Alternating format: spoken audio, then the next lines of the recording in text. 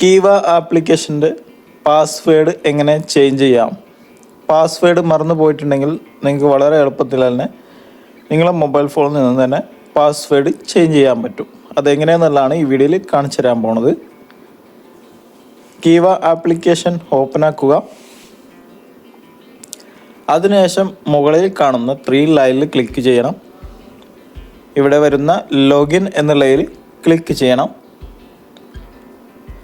അതിനുശേഷം ഇവിടെ മുകളിൽ കാണുന്ന ഫോർഗെറ്റ് മൈ പാസ്വേഡ് എന്നുള്ളതിൽ ക്ലിക്ക് ചെയ്യുക. ഇവിടെ മുകളിലായിട്ട് കൊടുത്തിട്ടുണ്ടാവും റീസെറ്റ് പാസ്വേഡ്. അതിൻ്റെ താഴെയായിട്ട് ഐഡൻറ്റിറ്റി നമ്പർ എന്നുണ്ടാവും. Enter your national ID or ഇക്കാമ നമ്പർ. അവിടെ ഇക്കാമ നമ്പർ എൻ്റർ ചെയ്യുക. അതിനുശേഷം സെൻഡ് വെരിഫിക്കേഷൻ ലിങ്ക് എന്നുള്ളതിൽ ക്ലിക്ക് ചെയ്യണം. മുകളിൽ enter your national ID or ഇക്കാമ നമ്പർ എന്നുള്ളിടത്ത് ഇക്കാമ നമ്പറാണ് എൻ്റർ ചെയ്യേണ്ടത്.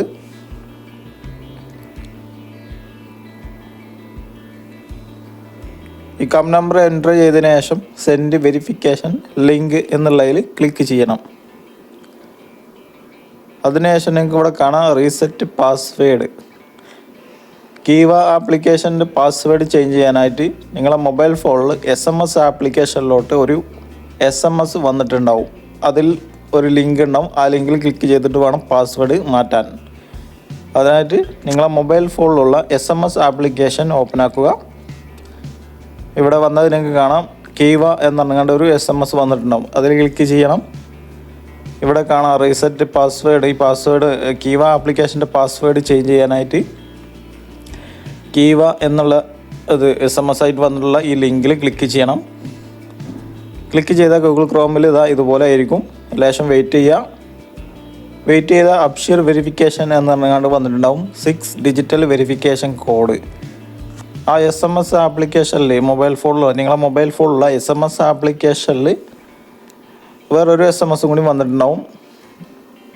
ഈ അപ്ഷറിൻ്റെ ഗൂഗിൾ ക്രോമിൽ കാണുന്ന ആ ഒരു അപ്ഷർ 6 ഡിജിറ്റൽ നമ്പർ, ഈ നമ്പർ ഇവിടെയാണ്.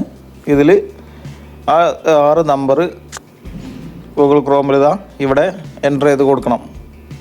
എന്നാലേ നമുക്ക് ആ ഒരു കീവ ആപ്ലിക്കേഷനിലുള്ള പാസ്വേഡ് ചേഞ്ച് ചെയ്യാൻ പറ്റുള്ളൂ. ഓക്കെ,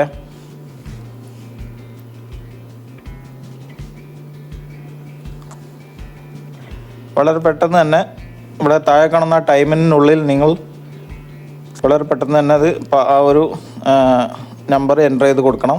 ഓക്കെ, അതിനുശേഷം താഴെ കാണുന്ന കൺഫേമർ എന്നുള്ളതിൽ ക്ലിക്ക് ചെയ്യാം. ഇപ്പോൾ ഇവിടെ കാണുന്ന റീസെറ്റ് പാസ്വേഡ്, അതുപോലെ അതിൻ്റെ താഴെ കാണാം enter your new password, repeat new password.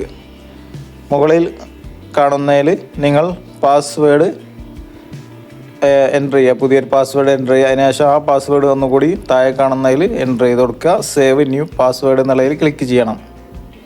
Okay,